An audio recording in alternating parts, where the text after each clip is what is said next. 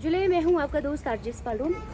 जुले में हूँ आपका दोस्त आरजे सोनम और हम दोनों के पास है आप लोगों के लिए एक अच्छा सा खबर, अच्छा सा काम और एक मौका। तो दोस्त स्माइल फाउंडेशन हमारे लिए लेके आया है एक free medical camp subdivision Kharu में। सेहत ही सबसे बड़ी दौलत है, लेकिन कभी कभी व्यस्त जीवन में हम अपना ख्याल रखना भूल जाते हैं। इसीलिए स्माइल फाउंडेशन लेकर आया है लेह डिस्ट्रिक्ट के हर गांव में फ्री मेडिकल कैंप। हमारा जो फंक्शनिंग रहता है, जो हम हार्ड टू रीच एरिया जो है जहाँ मेडिकल फैसिलिटीज़ इजीली अवेलेबल ना हो, वहाँ हम ओपीडी कंडक्ट करते हैं। तो 15 दिन में हम एक बार जाते हैं, फिर उसके बाद 15 दिन के बाद उन्हीं पेशेंट्स का कॉल करते हैं।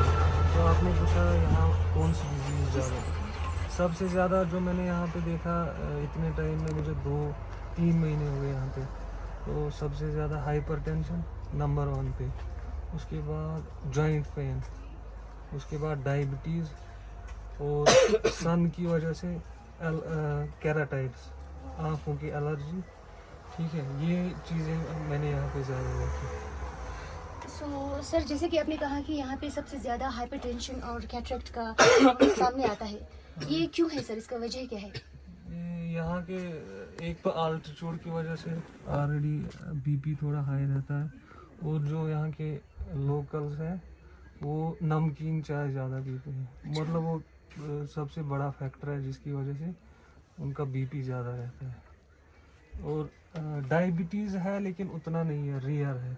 तो जॉइंट पेन इस वजह से हो रहा है कि यहाँ विंटर में ज़्यादा सन एक्सपोजर नहीं होता, उसकी वजह से विटामिन डी की डेफिशिएंसी हो जाती है, तो उसकी वजह से जॉइंट पेन ज़्यादा होता है। और एल्डरली जो पॉपुलेशन है उनमें भी ऑलरेडी कैल्शियम डेफिशिएंसी होती है, तो उनमें जॉइंट पेन ज़्यादा होता है। तो अभी हमारे साथ जुड़े हैं community health officer sir Ahmad.